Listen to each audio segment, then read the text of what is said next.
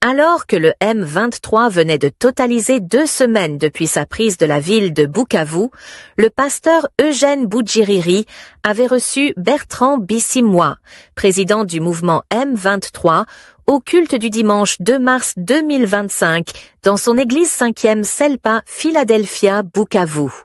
Le pasteur Boudjiriri est un homme de Dieu très connu et respecté dans la ville de Bukavu.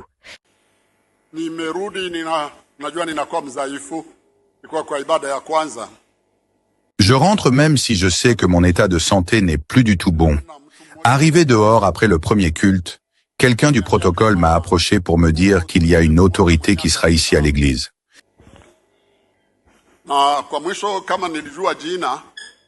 Quand on m'a dit son nom, j'ai décidé de retourner ici à l'église parce que nombreux d'entre vous ne connaissent pas cette autorité, mais moi je la connais. J'ai voulu l'accueillir personnellement et le regarder dans les yeux. Il s'agit de notre frère Bertrand Bisimwa. Tu peux te lever pour que l'assemblée puisse te voir.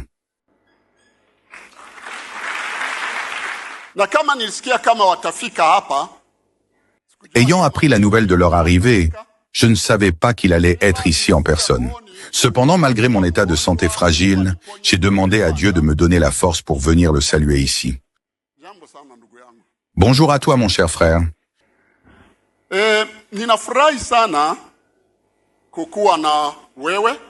Je suis très ravi de te recevoir, toi et ta délégation ici dans notre église, dans ton église. Tu peux peut-être avoir honte de dire que tu es un enfant de cette église, mais moi je n'aurai jamais honte de dire que tu fais partie des fidèles de cette église. Tu es parti alors, c'était encore qu'une toute petite église, mais Dieu l'a fait grandir et nous lui rendons grâce pour cela.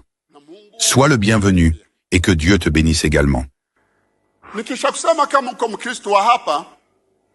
Cela étant dit, je tiens à dire à nos fidèles que j'ai entendu qu'il est un cadre de ce mouvement venu ici à Bukavu, même s'il ne me l'a pas encore dit personnellement, ce mouvement qui est venu pour faire leurs histoires.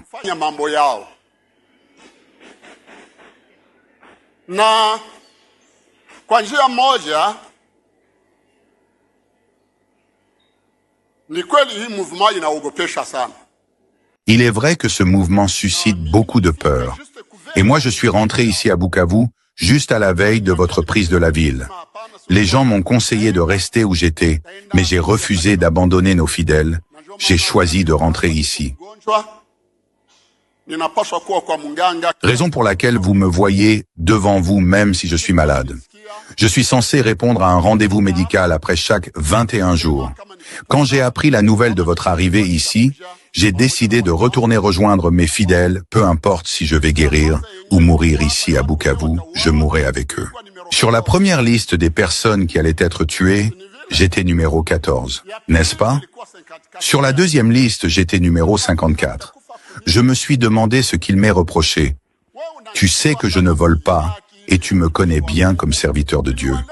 Je vous ai élevé et personne ici ne peut m'accuser d'avoir eu un lien avec sa femme ou son enfant. Même l'État ne peut m'accuser de quoi que ce soit.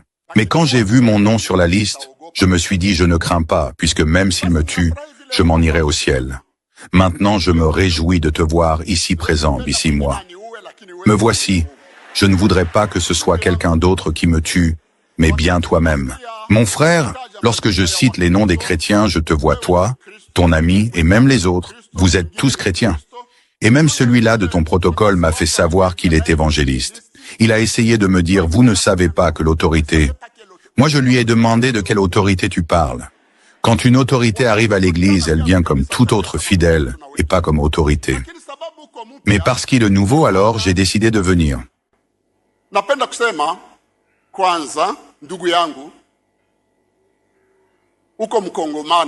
D'abord, mon frère, je tiens à te dire que tu es un Congolais. Notre fils d'ici, nous t'avons enfanté, toi et tout ton groupe. Et toutes les personnes que tu vois ici sont des Congolais également. Et c'est la grâce d'être Congolais.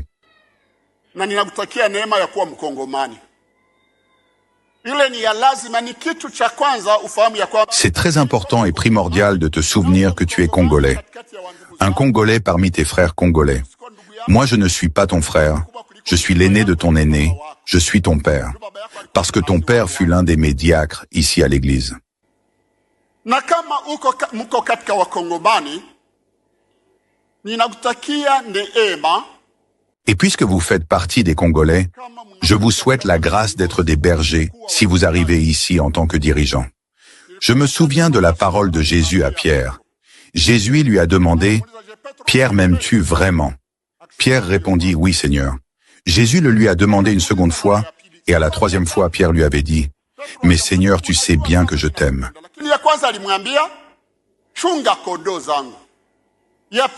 Premièrement, Jésus lui a dit, « Veille sur les brebis. » Deuxièmement, nourris mes brebis. Je te le dis, mon frère, tous ces gens que tu vois dans la ville de Bukavu sont à Dieu. Et nombreux d'entre eux sont des enfants de Dieu. Et vous, en tant que des personnes élevées dans la connaissance de la Bible, votre arrivée ici dans la ville ne doit pas nous traumatiser.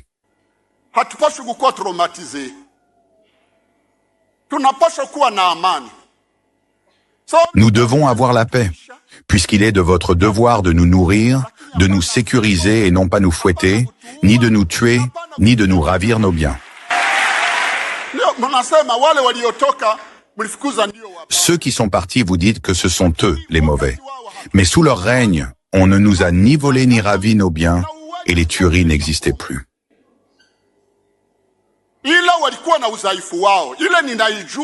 Certes, ils avaient leurs faiblesses, je le reconnais. Et en tant que serviteur de Dieu, je ne peux mettre la saleté à la place de la nourriture, et la nourriture à la place de la saleté. Nous souffrons. Et je ne sais pas si c'est vous qui venez mettre un terme à notre souffrance. Puisque vous n'êtes pas les premiers, vous êtes les quatrièmes à prétendre venir nous libérer. Et pourtant, la situation reste la même. Il n'y a aucun changement.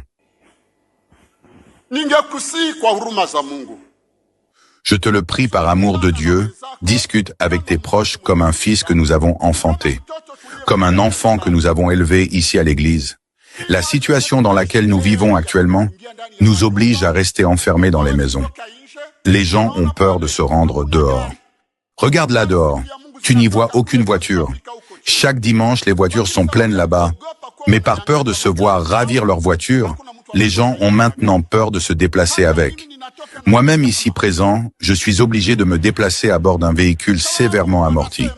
Parce qu'on a entendu dire que toutes les belles voitures sont en train d'être ravies.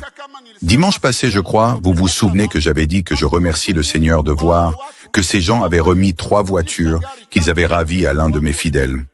Vous imaginez entrer dans la parcelle de quelqu'un et lui prendre 3 voitures? C'est facile pour quelqu'un qui ne paie rien pour avoir quoi que ce soit. Mais pour toute personne qui a conscience des efforts nécessaires pour avoir l'argent, il est difficile de venir et ravir tout bonnement à quelqu'un sa voiture. Pensez-y, mes frères. Je le dis en tant que serviteur de Dieu, voler est un péché. Voler, ravir son bien à quelqu'un est un péché. Je vous le dis, il y a aujourd'hui des gens qui ne passent plus la nuit dans leur maison parce qu'ils ont des visites de tout temps. Tel est-il déjà rentré? Tel est-il rentré? Rassurez les gens et évitez de les effrayer. Mais c'est en apprenant à vos troupes le respect de la vie humaine que vous y arriverez. Parce que comme vous, nous sommes aussi humains. Toi, Bissi, moi, je ne crois pas que tu peux aller voler. Non, je ne le crois pas du tout. Mais tu sais, le maître ne vole pas de la même manière que ses chiens. Dans les traditions de royauté, nous savons que ce sont des chiens qui volent, et pas leur maître. Tâchez de discipliner vos troupes. Demandez-leur de respecter la population parce que vous ne pouvez pas venir ici dans la ville pour régner sur des pierres. C'est parce que nous sommes ici que vous êtes venus. Malheureusement, les Congolais, vous aimez plus les terres que les personnes qui les habitent. Et c'est le plus grand problème. Vous aimez l'or plus que le sol. Vous aimez le diamant plus que les personnes qui creusent la terre pour extraire le diamant. Et par là, je souhaite que Dieu vous accorde la grâce d'aimer les êtres humains. Vous, comme d'autres dirigeants qui sont à Kinshasa, apprenez à aimer l'humain d'abord. Parce que si vous nous aimez, vous ne garderez plus les richesses de notre pays dans vos poches. Vous les utiliserez pour construire des routes et pour servir la population. Je tiens à te dire ceci. Nous, Congolais qui sommes ici à Bukavu, nous avons déjà été pris en otage dans votre rébellion. tutafanya nini? Qu'allons-nous faire? On ne partira pas et on ne fuira pas. Ça, j'ai refusé. Nous n'irons pas à Kinshasa. Nous allons rester ici à Bukavu. Sachez que vous êtes ici avec nous, mais conduisez-vous comme des humains. Kama watu na mkamate yenyewe. Gardez ce qu'il y avait de positif chez ces autres autorités qui ont fui. C'est ce que nous voulons voir. Rejetez ce qu'il y avait de négatif chez eux et laissez-nous jouir de nos libertés. Que les gens puissent se rendre au marché, qu'ils se déplacent paisiblement à bord de leurs véhicules. Tâchez d'apporter la paix et la tranquillité dans la ville de Bukavu. Amani na ningeliwasihi kwamba Mungu awajalie neema mkumbuke. Que Dieu vous accorde la grâce de vous souvenir que c'est chez vous ici. Allez le rappeler aux autres. Nous n'avons pas intérêt à faire du mal ici parce que c'est chez nous. Bissi-moi, en 2003, nous avons prié Dieu pour cette ville.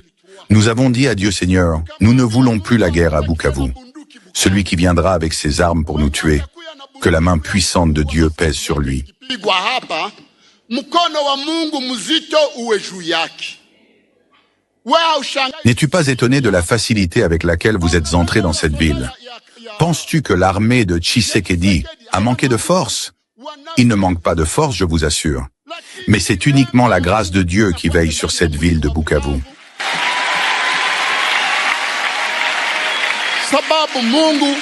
Parce que Dieu ne veut pas nous voir mourir. J'avais réuni tous les chrétiens de la ville de Bukavu, ainsi que le gouverneur sous la rébellion de l'époque, mon ami Chiribania.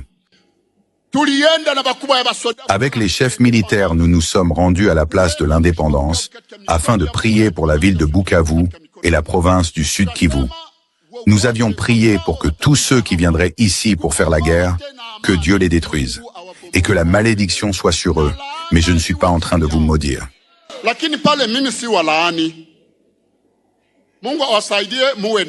Que Dieu vous donne la paix. Confessez vos péchés. Parce qu'aujourd'hui, nous disons qu'il n'y a personne d'autre qui tue la population. Ce sont vous, les autorités, qui tuez la population. Mais attention que Dieu te fasse la grâce de ne pas apporter le sang à Bukavu. Si vous venez à Bukavu avec le sang, faites attention parce que ce sang vous suivra plus tard. Faites très attention à cela. C'est ainsi que j'avais averti Ruberwa. Je lui ai dit, attention à ne pas venir ici avec du sang. Si tu le fais, tu en verras les conséquences. Mon frère, tu es mon cadet, ta maman fut ma mère. Elle m'a aidé quand je commençais l'évangélisation. Elle m'a nourri, elle a pris soin de moi. Si nous sommes ici maintenant, c'est grâce aux chrétiens qui nous avaient précédés.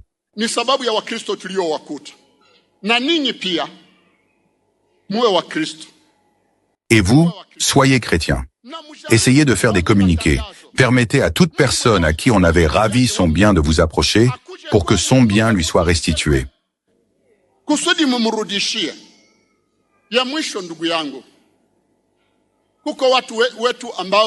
Pour finir, mon frère, nous avons des personnes disparues. Ils ont été pris et amenés. Pour certains, cela fait plus de 4 jours que leurs familles n'ont pas de nouvelles.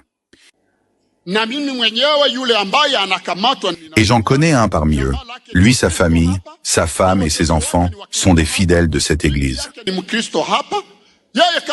On peut avoir à lui reprocher, mais il prie également dans cette église. Qu'il te plaise de m'aider à le retrouver. Fais passer le message pour qu'il soit retrouvé. Aidez-nous à retrouver cet homme. Son nom, c'est Kefa. Je ne connais pas son autre nom, mais on l'appelle ingénieur Kefa. Aidez-nous à le retrouver. Ce sont ces voitures que les autorités actuelles utilisent pour leur déplacement. Rendez-nous cet homme par l'amour de Dieu. S'il a commis des infractions, qu'il soit traduit devant la justice. Sa disparition nous fait peur et très mal au cœur. Il a beaucoup d'enfants. Sa femme doit avoir 9 enfants, si je ne me trompe pas. Ne faites pas de ces 9 enfants des orphelins. Ne plongez pas sa femme dans la souffrance. Je vous le demande par amour de Dieu, rendez-nous cet homme. Je ne suis pas revenu ici pour parler à une autorité que je ne connais pas. C'est une autorité que je connais. Tu es mon fils. Et je te supplie, au nom de Jésus-Christ, que nous adorons toi et moi. Sois ici au nom de la paix et sois utile à la population de Bukavu. Cette ville, c'est chez toi. Que la paix du Seigneur soit avec toi et ton armée.